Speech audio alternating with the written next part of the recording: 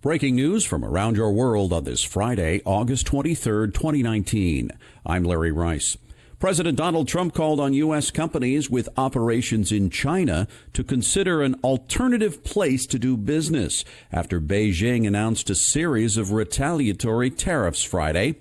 Trump tweeted, "Our great American companies are hereby ordered to immediately start looking for an alternative to China, including bringing your companies home and making your products in the USA. I will be responding to China's tariffs this afternoon." The U.S. already had plans to impose 10% tariffs on $300 billion worth of Chinese goods in two steps, September 1st and December 15th. China on Friday announced new tariffs on $75 billion of U.S. products in retaliation for those tariffs, deepening a conflict over trade and technology that threatens to tip a weakening global economy into recession. China said it will also increase import duties on U.S.-made autos and auto parts. The announcement comes as leaders of the group of 7 major economies prepare to meet in France this weekend. U.S. markets tumbled with news of the latest tariff announcement, as did markets in Asia and Europe. Just days after the United States tested a Tomahawk cruise missile with a 310-mile range, Russian President Vladimir Putin directed his military to pursue similar missile programs. Putin also called for a meeting of the United Nations Security Council to discuss the matter. The Pentagon missile test was the first since Washington formally withdrew from the Cold War-era Intermediate-Range Nuclear Forces Treaty on August 2nd, after accusing Moscow of violating it, a charge dismissed by the Kremlin. The pact had prohibited land-based missiles with a range of 310 to 3,400 miles. Defense Secretary Mark Esper said this month he was in favor of placing intermediate-range missiles in Asia relatively soon. Putin told his Security Council on Friday that Russia could not stand idly by and that the U.S. talk of deploying new missiles in the Asia-Pacific region affects our core interests as it is close to Russia's borders.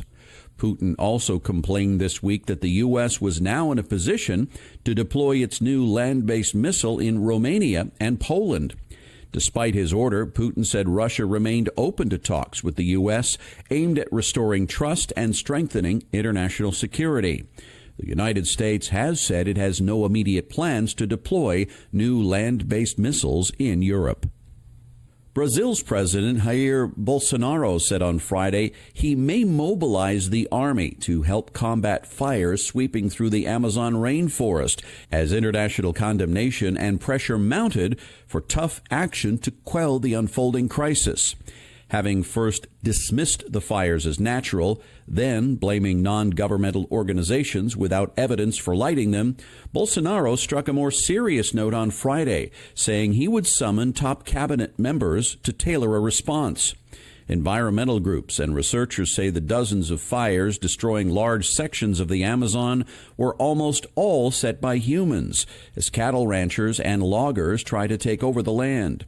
The forest fires, covering some 1.2 million square miles of land, are up 84% from the same time period last year. Bolsonaro promised during his campaign that he would open up the Amazon to business, and he has since slashed the Environmental Enforcement Agency's budget, which environmentalists said had encouraged ranchers and loggers to burn down land. Christian Poire of the nonprofit group Amazon Watch told CNN, "The Amazon is a humid rainforest, and it is difficult, even during dry spells, for it to catch on fire." Scientists say the Amazon forest produces 20% of Earth's oxygen. Demonstrators in Hong Kong formed a human chain across the island territory Friday to oppose governmental tyranny, a controversial extradition bill, and police brutality.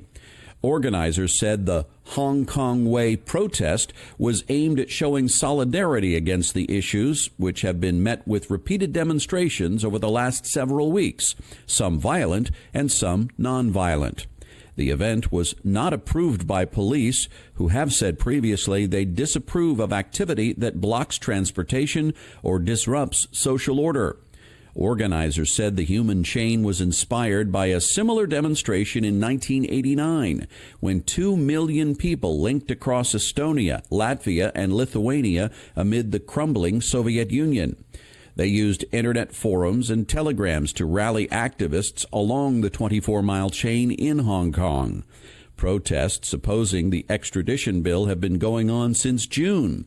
Some have resulted in skirmishes with police and property damage, leading activists to add police brutality to their list of concerns. Hong Kong lawmakers have tabled the extradition bill, but opponents want it entirely terminated. Meanwhile, YouTube has shut down more than 200 channels spreading disinformation related to the ongoing mass protests in Hong Kong. Google made the announcement Thursday, and it follows the suspension of hundreds of thousands of Twitter and Facebook accounts tied to the Chinese government earlier this week. YouTube said it disabled 210 channels that had posted videos about the protests. According to the tech giant, the channels were coordinated influence operations working to undermine the ongoing pro-democracy protests. Google said it removed the channels earlier this week after discovering their motives. According to Google, the channels used VPNs, or virtual private networks, and other means to hide the origin of their accounts. Google didn't say how many videos had circulated or how popular they were before they were taken down. According to the tech companies, many of the terminated accounts posed as news agencies and individuals, but were linked to the Chinese government. Ukrainian authorities are investigating a potential security breach at a local nuclear power plant after employees connected parts of its internal network to the internet so they could mine cryptocurrency. The Ukrainian Secret Service, or SBU, said the incident took place in July at a power plant in southern Ukraine. On July 10th, the SBU raided the nuclear power plant, from where it seized computers and equipment specifically built for mining cryptocurrency. Several employees have been charged for their involvement in the scheme. Officials believe the suspects attempted their scheme because of a recent spike in cryptocurrency trading prices after a long period during which they fell. This incident isn't the first time that state employees have abused their access to large sources of electricity or computing power to mine cryptocurrency. In February 2018, Russian authorities arrested engineers from the Russian nuclear center for using that agency's supercomputer to mine cryptocurrency. And a month later, Australian officials began an investigation into a similar case at its Bureau of Meteorology, where employees used work computers to mine cryptocurrency. Illinois health officials are reporting what could be the United States' first death tied to vaping. On Friday, the Illinois Department of Public Health said a person who recently vaped died after being hospitalized with severe respiratory illness. An agency spokeswoman said the death is the first in the state that could be linked to vaping. The release also said the number of people who have experienced respiratory illness after vaping doubled to 22 in Illinois in the past week. On Wednesday, the Centers for Disease Control and Prevention announced nearly 150 cases of severe lung illness nationwide that may be tied to vaping.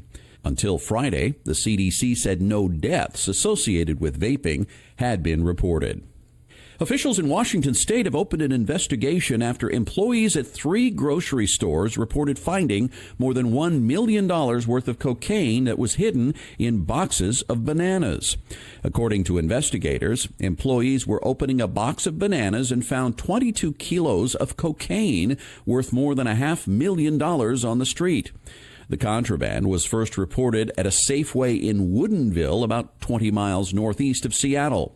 Later that day, employees at a Safeway in Bellingham, in northwestern Washington, just south of the Canadian border, found about 23 kilos of cocaine while unloading banana shipments. Additional cocaine turned up in banana shipments at a Federal Way Safeway, but the total amount there was unclear.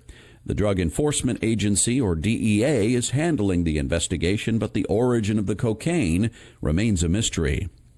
British Airways pilots will go on strike for 3 days next month in a long-running pay dispute with the airline. BALPA, the pilots union, announced Friday that the pilots will strike September 9th, 10th, and 27th. The airline lost a bid late last month in the Court of Appeal, seeking a temporary injunction to prevent strikes by pilots based at London's Heathrow and Gatwick airports.